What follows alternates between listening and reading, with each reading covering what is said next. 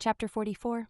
Elizabeth had settled it that Mr. Darcy would bring his sister to visit her the very day after her reaching Pemberley, and was, consequently, resolved not to be out of sight of the inn the whole of that morning. But her conclusion was false, for on the very morning after their own arrival at Lambton, these visitors came. They had been walking about the place with some of their new friends, and were just returned to the inn to dress themselves for dining with the same family, when the sound of a carriage drew them to a window, and they saw a gentleman and lady in a curricle driving up the street. Elizabeth, immediately recognizing the livery, guessed what it meant, and imparted no small degree of surprise to her relations by acquainting them with the honor which she expected. Her uncle and aunt were all amazement, and the embarrassment of her manner as she spoke, joined to the circumstance itself, and many of the circumstances of the preceding day, opened to them a new idea on the business. Nothing had ever suggested it before, but they now felt that there was no other way of accounting for such attentions from such a quarter than by supposing a partiality for their niece. While these newly born notions were passing in their heads, the perturbation of Elizabeth's feelings was every moment increasing. She was quite amazed at her own discomposure, but amongst other causes of disquiet, she dreaded lest the partiality of the brother should have said too much in her favor, and, more than commonly anxious to please, she naturally suspected that every power of pleasing would fail her. She retreated from the window, fearful of being seen, and as she walked up and down the room, endeavoring to compose herself, saw such looks of inquiring surprise in her uncle and aunt as made everything worse. Miss Darcy and her brother appeared, and this formidable introduction took place. With astonishment did Elizabeth see that her new acquaintance was at least as much embarrassed as herself. Since her being at Lambton, she had heard that Miss Darcy was exceedingly proud, but the observation of a very few minutes convinced her that she was only exceedingly shy. She found it difficult to obtain even a word from her, beyond a monosyllable. Miss Darcy was tall, and on a larger scale than Elizabeth, and though little more than 16, her figure was formed, and her appearance womanly and graceful. She was less handsome than her brother, but there was sense and good humor in her face, and her manners were perfectly unassuming and gentle. Elizabeth, who had expected to find in her as acute and unembarrassed an observer as ever Mr. Darcy had been, was much relieved by discerning such different feelings. They had not been long together before Darcy told her that Bingley was also coming to wait on her, and she had barely time to express her satisfaction and prepare for such a visitor, when Bingley's quick step was heard on the stairs, and in a moment he entered the room. All Elizabeth's anger against him had been long done away, but had she still felt any?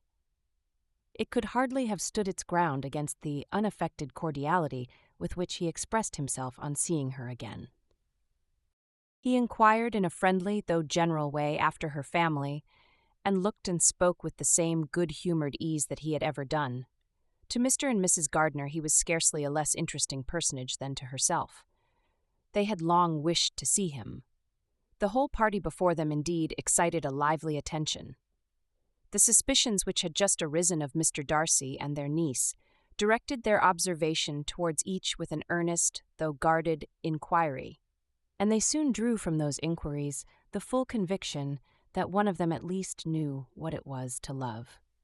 Of the lady's sensations they remained a little in doubt, but that the gentleman was overflowing with admiration was evident enough.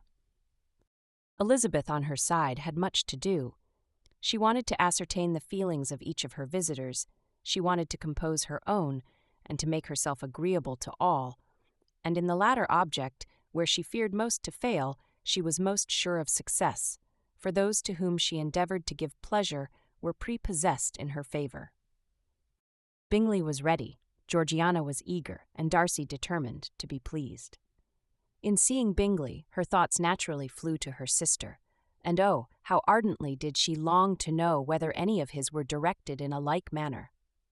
Sometimes she could fancy that he talked less than on former occasions, and once or twice pleased herself with the notion that, as he looked at her, he was trying to trace a resemblance. But though this might be imaginary, she could not be deceived as to his behavior to Miss Darcy, who had been set up as a rival to Jane.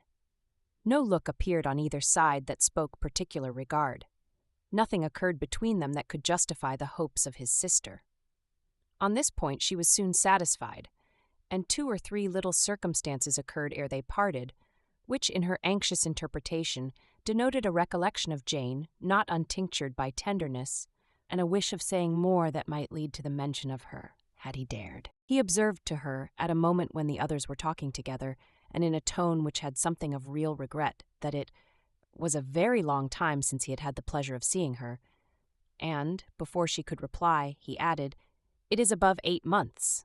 We have not met since the 26th of November, when we were all dancing together at Netherfield." Elizabeth was pleased to find his memory so exact, and he afterwards took occasion to ask her, when unattended to by any of the rest, whether all her sisters were at Longbourn. There was not much in the question, nor in the preceding remark, but there was a look and a manner which gave them meaning.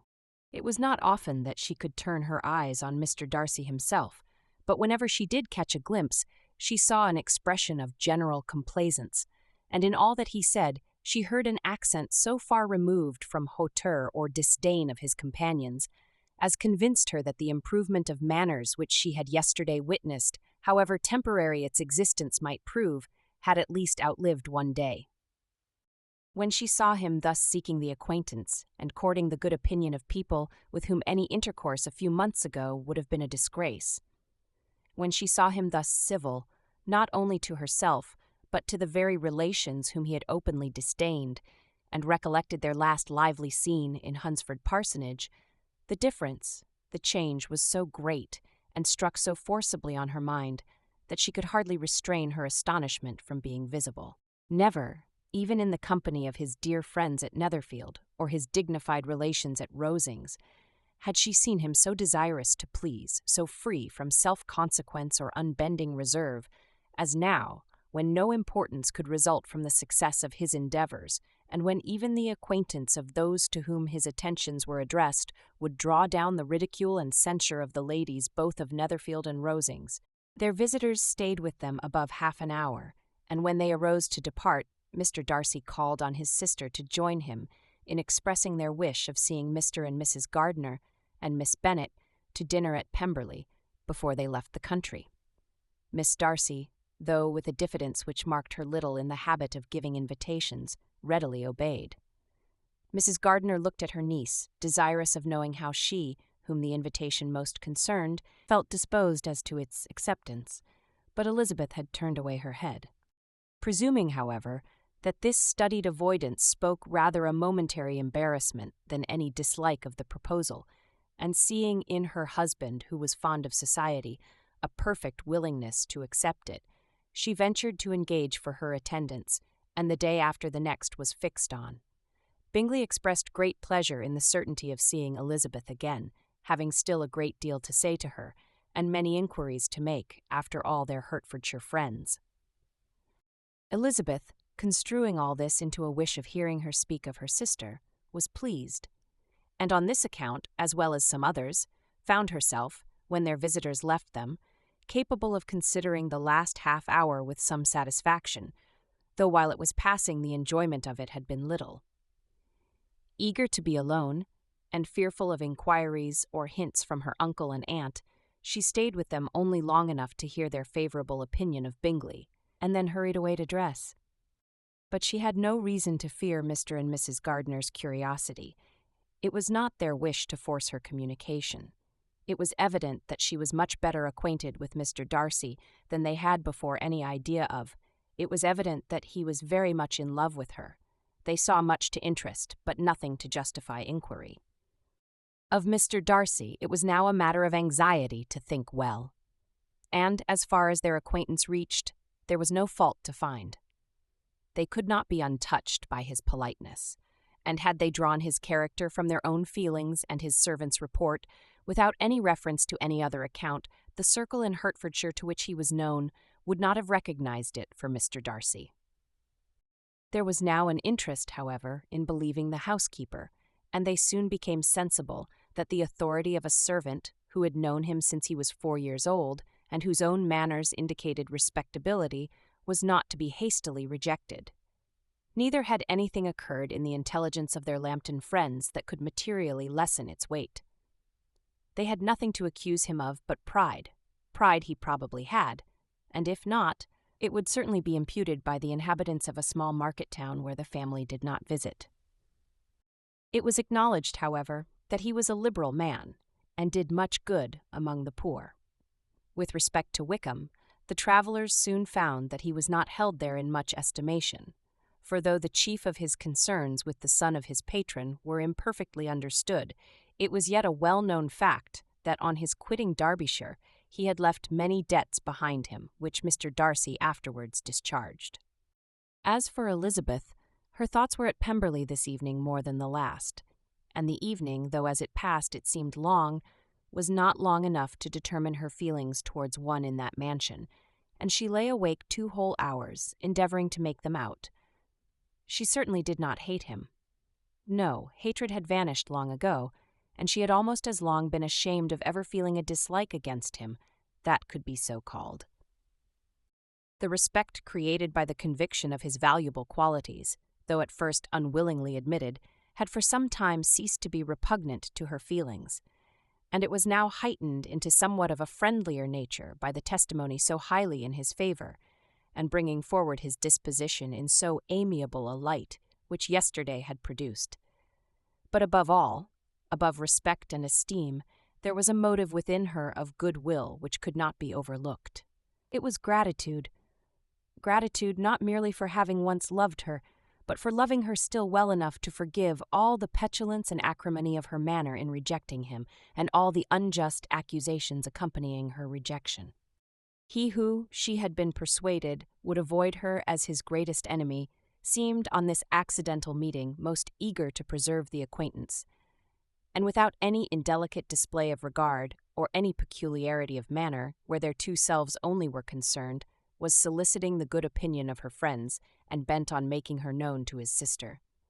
Such a change in a man of so much pride excited not only astonishment but gratitude, for to love, ardent love, it must be attributed, and as such its impression on her was of a sort to be encouraged, as by no means unpleasing, though it could not be exactly defined. She respected, she esteemed, she was grateful to him, she felt a real interest in his welfare, and she only wanted to know how far she wished that welfare to depend upon herself, and how far it would be for the happiness of both that she should employ the power, which her fancy told her she still possessed, of bringing on the renewal of his addresses.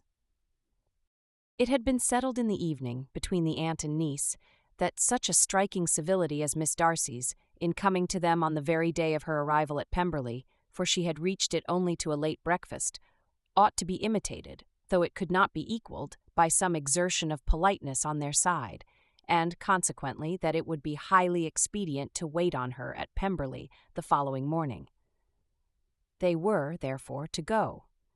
Elizabeth was pleased, though when she asked herself the reason, she had very little to say in reply. Mr. Gardiner left them soon after breakfast. The fishing scheme had been renewed the day before, and a positive engagement made of his meeting some of the gentlemen at Pemberley by noon.